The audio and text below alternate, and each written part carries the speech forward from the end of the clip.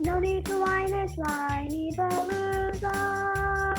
Have some wine and join us on the Whinypaluza podcast with Rebecca Greene. Welcome to the Whinypaluza podcast. I'm your host, Rebecca Greene. I'm a wife, mother of three, and licensed clinical social worker. I also have 3 fur babies at home too. My passion has always been to help children and their families. I always dreamed of being a wife and a mother. Parents are always learning through their struggles, failures, and successes and joys. I am no stranger to this wild ride of parenting, and I know behind every great parent lies a team of supportive friends and family. I want to be part of your support system. I want you to know that you are not alone. We are in this parenting world together. Join me every week for insightful discussions with experts on parenting and marriage, as well as other parents who have found the secret to successes in parenthood. You'll learn tips and tricks to make life with your family better than ever. I hope you will follow along with me while we dive into what it takes to achieve a happy family. Hello, everyone. This is Rebecca Greene for the Whinypaluza podcast, and I am so very excited to have Beth Syverson here with me today. Beth, thank you so much for joining me. Oh, it's my pleasure. Thank you for having me. I'm so excited to talk to you, and Beth has so much to share with us. Beth is a mom of an 18-year-old son, Joey, who has been struggling with addiction and mental health issues for several years. She struggles with addiction as well, though not with the same substances as her son. This experience has given her empathy for her son's struggles. She has learned to maintain firm boundaries while still nurturing a positive relationship with Joey. She is walking beside Joey as he struggles with his recovery while she works on her own personal growth and healing. Joey and Beth started Safe Home Podcast in August 2021 in order to help other families avoid the pain they've endured. 6 weeks after it started, Joey relapsed, but he gave Beth his blessing to continue this important work, even suggesting an episode about relapse. Beth is continuing to provide interesting interviews with guests and looks forward to the day that Joey will join her on the podcast again. This is such important work and such an important topic that you're talking about. And I told you I've been enjoying your podcast, and have to tell you I've been crying along with your podcast. It's such a deep, deep topic. And I also told you my son just turned 15. So you are sparking such good conversations for me. So I know that we're going to help people today, and we're going to spark conversations in other homes too. Oh, I'm so glad that makes it, it transforms our pain into something good. So Yes. That makes me feel really good. Thank you. Lots of meaning behind it. Yes. It's not just going out into the ether for no good. Yeah. No, you are having moms like me listen to you and feel so helped. So let's start with why you started Safe Home, your podcast Safe Home, and where you got the title from. Okay. I love listening to podcasts. I've listened to podcasts for years, and this was totally my son's idea. He had decided to be in recovery, and we were driving late at night. He said, "Hey, let's make a podcast and help other kids." And what he wanted to do was to help kids and their parents know how to navigate the peer pressure and drugs and stuff at school, which is super prevalent, and just to educate people. And so I'm like, sure, I love podcasts. I'm a musician and I know how to record stuff, and it kind of fit into my wheelhouse. And it was a wonderful thing for he and I to do, kind of as part of his recovery. It was like part of his process was to give back. And he has such a heart to help other people, to help other kids and other parents so other kids can be helped.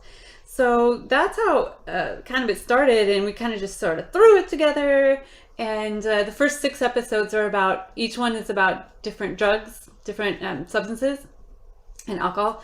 And the title, Safe Home, I don't know. We're throwing out all sorts of titles, and a lot of them have already been taken. And he's a baseball player. And so I'm like, maybe something about being safe at home, like home safe, home run, da da da da. And so we just kind of got there eventually, but we love it. It makes us feel like we're trying to create safe homes for other people and ourselves, and to have kind of a safe place where we all can learn and grow and that kind of thing. So it has several layers of meaning, I guess. Well, and as I've been listening, I have so many more episodes to listen to because I'm like, you like roped me into this. Oh, good. You know, Joey is so good at explaining things and answering your questions. And what my son has taught me is that I can't react. Like, I have to just listen and try to stay flat and calm, because when I react, he shuts down. And the way that you respond to Joey, and you're just so calm and oh really, and you ask, I was like, how is she doing that? You did what? I was like in my car driving going, what? And you're like, oh really? I'm like, she's so calm. I've had other people tell me that, and part of it is I'm just kind of jaded. I've heard so many bad things have happened to him. Like, okay, well, all right, add this to the list. So that's kind of not really great. But I also realize that if I get wound up, it does not help anything. It makes everything worse. If he thinks, oh crap, mom is falling apart and I'm falling apart, oh no, now I have no one to lean on. So if I can just stay calm, and I have to deal with it later with my therapist or with my wife or somebody else, but I can't let that come right out to him, because then he has to take care of me, and that's not part of, he's having enough trouble taking care of himself. So I just try to stay calm. Well, kudos to you for even being able to do that. I mean, that's not easy. And when I ask you some of these questions, I want to preface this with, nothing is from judgment. This is me wanting to learn as the mother of a teenager. Okay. This is me scared. Sure.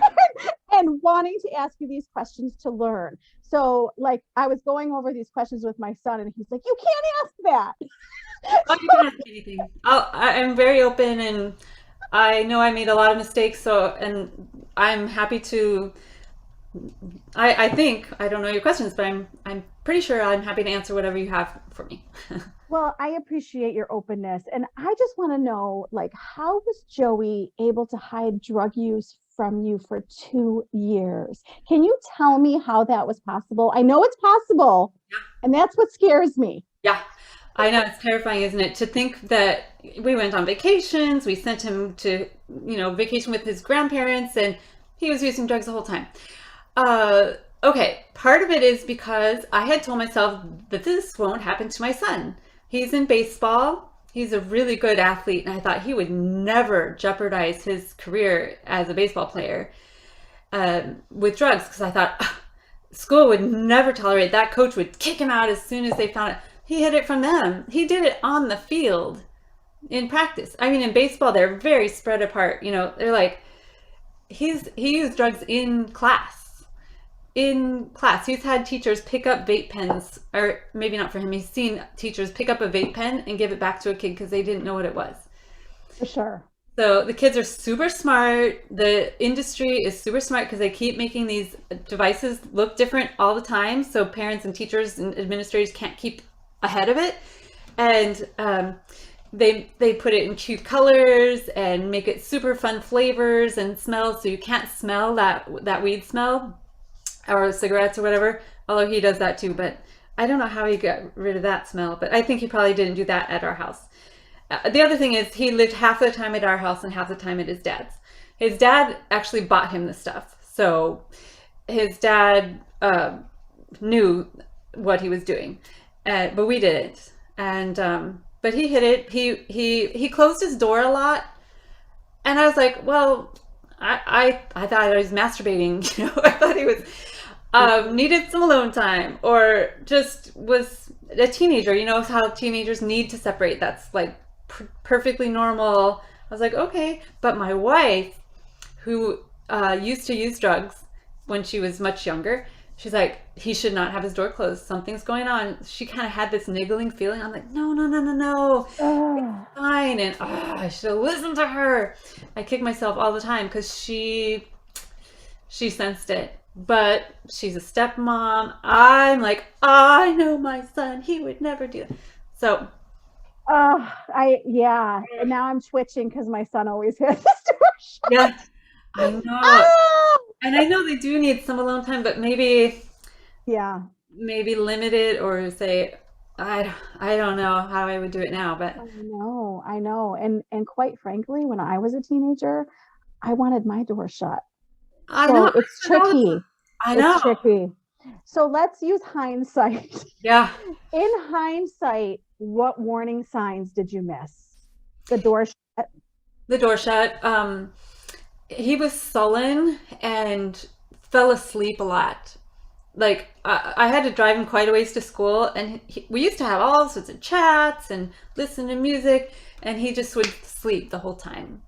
And so probably a lot of that was the weed, and probably a lot of that was I don't want to deal with whatever because I know I'm doing stupid stuff and I don't want to deal with it. But that kind of shutting down, that was a big signal. And I also thought that was just teenageness, but part of it probably was. But his grades were suffering a little, but he was never like a super scholar, but his grades were not good. He wasn't doing his work. It was he was kind of losing interest in baseball. He's like, Mom, I really don't like this team. You know, kind of like the things that he used to love were starting to like be, he was making kind of, I felt like they were excuses for, but it turns out his baseball team, half of them were bullying him relentlessly. So that might have been why he wasn't enjoying his baseball team. Oh. He's Asian. We adopted him from, I'm white, and he's Japanese.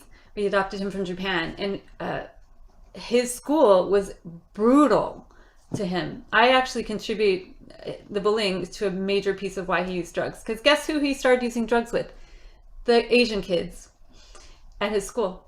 He found his people that were also getting bullied, and they're like, this sucks. Let's go over here and have our own little family over here. We'll do our own thing. So yeah, the bullying. But you know what? I didn't know any of the bullying until the hospital stay, the first psych hospital after he tried to kill himself. So let's talk about that. Yeah. Oh my gosh. Just listening to your podcast and hearing about that, I was just in tears. So he attempted suicide. Mm-hmm. And then you take this kid home. You find out he's doing drugs, which you didn't know. How did you try to keep him safe after that? What steps did you take? Well, I found out he was using drugs while he was in the hospital still.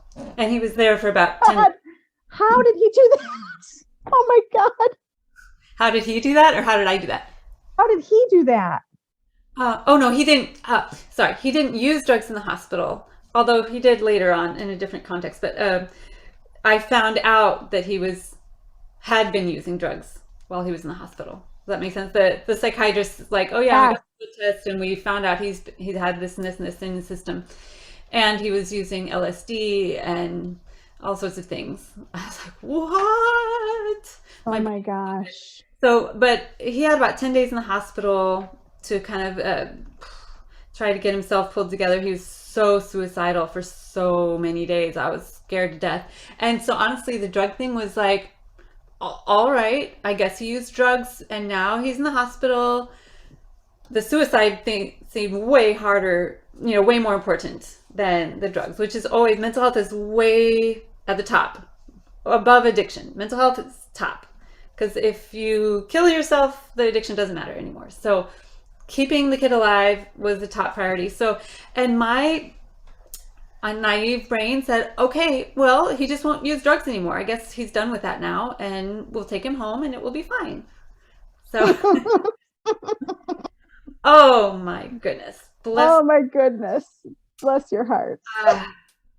I thought, well, I guess he's learned his lesson. But no, I didn't realize addiction. I didn't, and it was silly because, like you said in the introduction, I am an addicted person. I should have known. You just can't say, oh, 10 days in the hospital without substances, he'll be good now. So, yeah, it crept back in, and then we put him in rehab, and then it crept back in, and then it put him in another hospital. And so, and now, as you said, he's in relapse right now. It's pretty bad. He's not doing well at all right now. Oh, So, I love that he describes recovery as nonlinear. yes. Okay, so at least he recognizes that it's going to go up and down, right? I love his awareness about that. Yeah, he's super smart. He has so much insight and education. All these rehabs and hospitals, they've taught him some stuff. So that's good. And I've educated myself as well along the way. So we've had lots of discussions about how relapse is very, very common. I don't know anybody who's been addicted to something that didn't have a relapse. If you think of Right. people who've dieted, how many of them diet and then never go back? Yeah. I mean, you understand the pull. It's real. So the problem is, one of the problems is he has an enabling father who just keeps handing him money and handing him drugs. So Oh, that's terrible. yeah, I don't know how he's going to have to be super, super, super determined to get away from his dad. That's the only way, I think. So I have had to do a lot of letting go. I can't control my son. I can't control my ex-husband.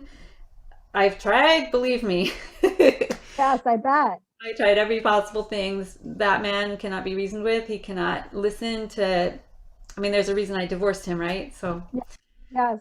Well, talk about you because this is so stressful.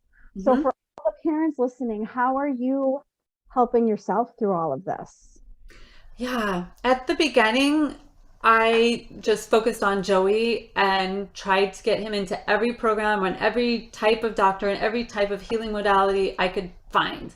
I I found a lot of weird stuff, and I went off the beaten path. I was like, whatever I can find to help this kid, I will do it because I am a workaholic.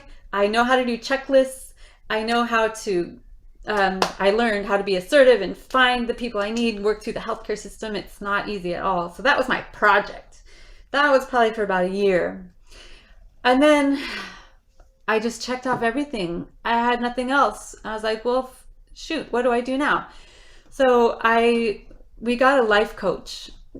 Somebody else said, maybe a life coach would help. And I know they have ones that specialize in parents that have struggling teens like this. So I found an amazing life coach, and she helped us, both my wife and I, to realize that we need to take care of ourselves. All we have is ourselves. There's like a major life lesson for anyone. You can't control anyone else. Honestly, you cannot control anyone. And the more you try to kind of make them a project and construct them the more they're going to be like, yeah. One day I remember very distinctly driving the car with Joey, and I was trying to get him to do whatever the next thing was on my list. But we just need to go to this, or we need to do this psychiatrist, or blah, blah, blah, blah. He's like, Mom, this is not helping. It's making it worse. You're making me want to use drugs more. And at first I was like, how rude. I'm not making you do drugs. You're the one picking it up. And so that came out of my mouth. I'm sure it probably was not very nice. But after a while, I was like, my son is trying to tell me what I'm doing is not working. He's telling me it is not working. So I better do something else. So that was a big wake-up call. And so this life coach helped us realize we have to take care of ourselves. Put the oxygen mask on yourself in the airplane. If the thing drops from the ceiling, you got to put it on yourself so you can help your kid. So I've done an awful lot of work on myself. That's what's helped me get through. Well, and you and Joey have talked about what has helped him in the past. So I know things have helped. Can you tell people what kind of things have helped him? Well, I think even though most of them didn't stick and he still relapsed, I think that all of the support systems that we found for him, all of it has contributed to, if nothing else, just to put more tools in his tool bag for whenever he's ready to use them. So the rehab helped. The counselor that we found him helped so much, and he's kind of one of my off the beaten path counselors that I found. Not licensed, not anything, kind of a spiritual woo kind of thing, but he connected with Joey on a deep level, and Joey trusts him so much, and they're working on his core issues. Was this Miguel who you were Yes. talking? Okay, because you were talking about him. Miguel. Miguel Okay. is my angel. Oh, Oh. Joey really, really responds to Miguel, and Miguel understands Joey's, the trauma that's causing him to act out in these self-destructive ways. So they're working on that, which is so hard. I mean, most adults do not want to look at their deep childhood garbage that's causing them all these behaviors, but he's doing it, and he just saw him last week. So he's still doing it, even in relapse, even while he's sort of falling apart. Miguel is still kind of his anchor. So that's amazing. And you also talked about, I'm trying to remember all the things you said. Cognitive behavioral therapy, I think, was one of them, right? So I feel like listening to you, Joey is, I mean, if you listen to their podcast, Joey is so smart. He's too smart, which is part of the problem. Yeah, he's an old soul. So, I mean, Joey knows what helps him. That's the good news, right? Yeah. Is he may be going in the wrong direction, but I hope he goes back to that stuff that he knows helps him. Yeah, a part of him. I'm sure I said in the podcast, if insight could fix people up, he would be fixed by now. But the hope is that when he makes that choice, that turning point to say, okay, this is ridiculous. This is not the way I want to live my life. This is going the wrong direction. Then he will know what tools to grab, and he'll know who in his life is still there, ready to help him as soon as he gives us the word. Oh my goodness. Well, to all the parents listening, what advice do you have for us to prevent substance use? Tell us how to prevent it. Oh, a couple things. Educate yourself about substances. Even if you think my child would never do this. I remember there was one of those parent education things at his school about vaping. I'm like, I don't need to go to that. Like, yes, you do. Go to those. Go to all of those. Figure it out. Lock up your medications. Super, super, super important. We have an episode about cough medicine and other over-the-counter drugs. That is probably the most dangerous thing he's used, and he just picked it up again recently. So, it's Coricidin, Benadryl, Mucinex, anything with DM in it. Super, super dangerous. The kids are using it. He's taking a whole box full at a time. So lock all that stuff up. Literally lock it up.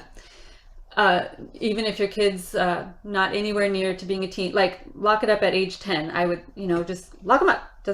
It's not that big a deal, right? So those are a couple of things. Educate yourself.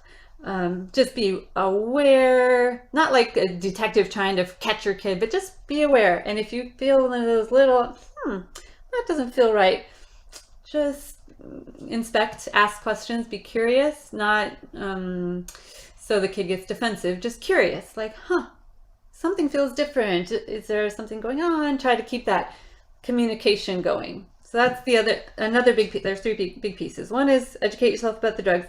Second is to keep that communication going. And that's what I've been trying to do with Joey, even in relapse, through whatever is going on. I try to be a safe person to come talk to, because I want him to come to me when he needs somebody. I want him to know that I'm here in the middle of the night. I'm here whenever. I know that a lot of people do the tough love thing and say, let me know when you're sober, but I don't believe in that. I believe that he needs somewhere to go for when he's ready to be sober. He needs to know that we're still here. Well, and the way that I know I said this already, but the way that you respond to him is just so admirable, because you taught me through listening to you to remind me to just try to stay calm when they're coming to you, so that they do feel safe with you, because when we react, they do not feel safe. Yeah. The reaction, if you can stay out of reaction mode and into just curious is a great. Curious is a good word. Yeah. The reaction means that your stuff is being triggered. So if you could reduce your own triggers, and a lot of people, when you have teenagers, whatever happened in your teenage life is pulled up. whether you know it or not. So when your kid comes home and says something that's triggering you, it's him or her plus your own whatever combined. So the third thing I suggest parents do before their kid's even near a teenager is work on yourself.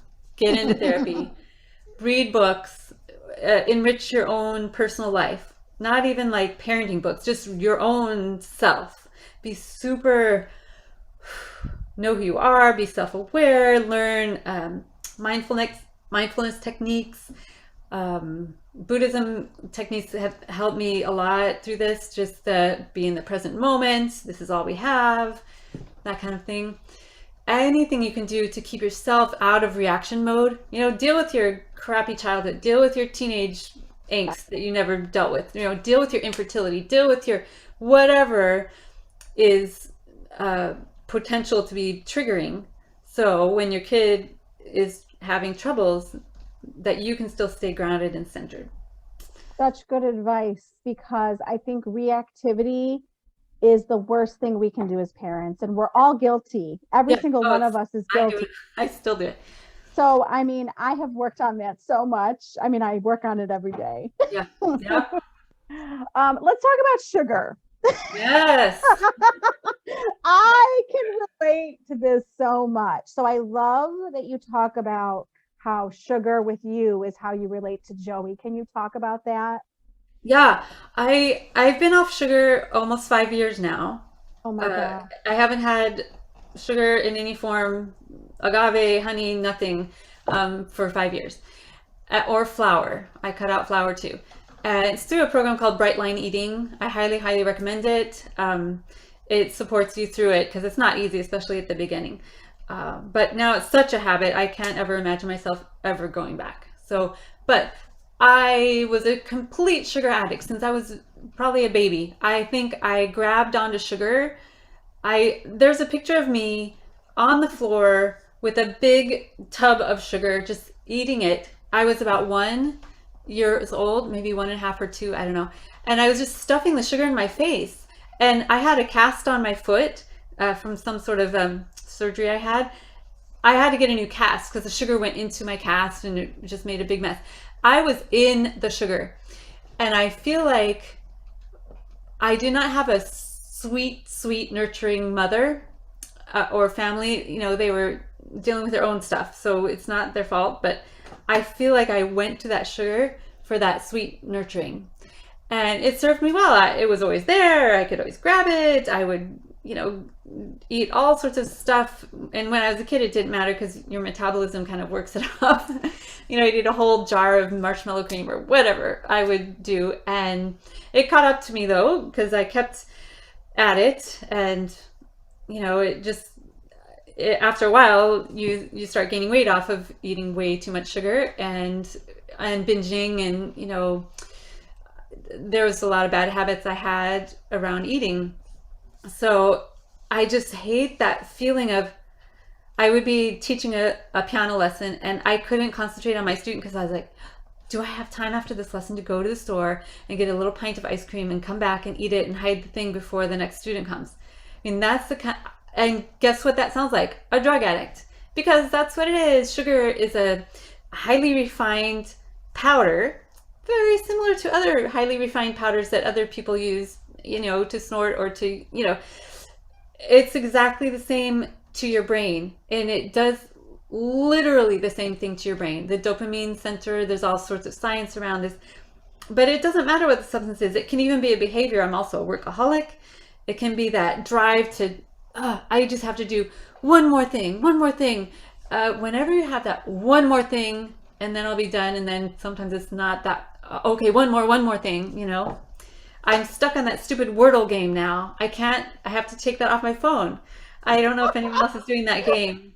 Everybody's posting about it. I'm not touching it. Don't go there.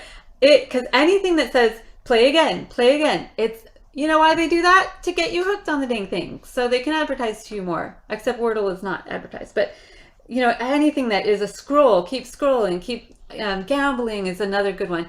That one more. Whenever you feel that one more, that's addiction.